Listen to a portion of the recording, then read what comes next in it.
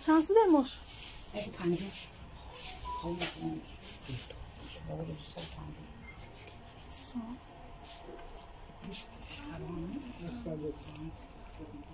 یک تومان هم گیرم نریسه آه یک تومان هم گرفتم دیگه دادر جان ازبکستان برای سوپش چند سنه؟ 200 کیلو پیاره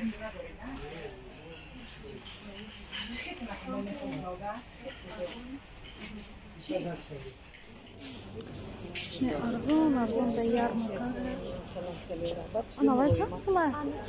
خوش رو هم؟ این تورت تاجیکین شما؟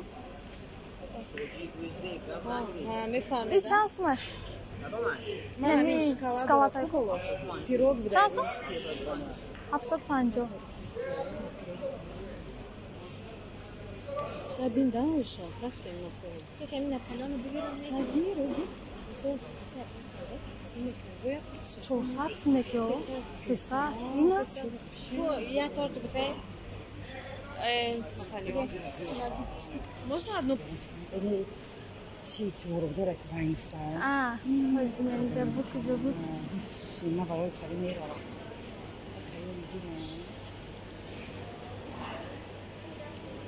درونه که بودره دینه نخوریم ما هذا وسط نه میدونم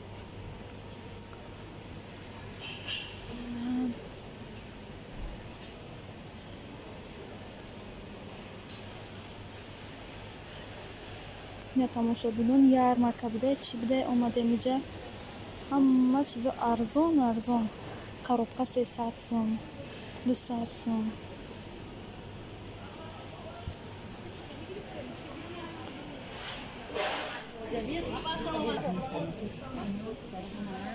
Уважаемый, что надо дешка? Дешка? Куда? Куда? Вот свои.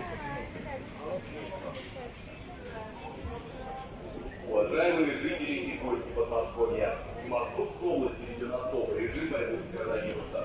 Не покидайте свои дома без крайней необходимости. Берегите жизнь родных и близких, их здоровья. В этом году административную и уголовную ответственность. زنجبیل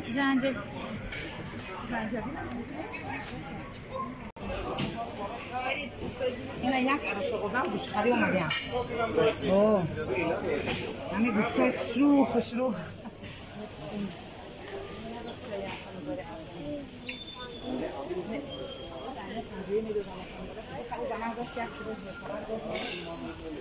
این چیه؟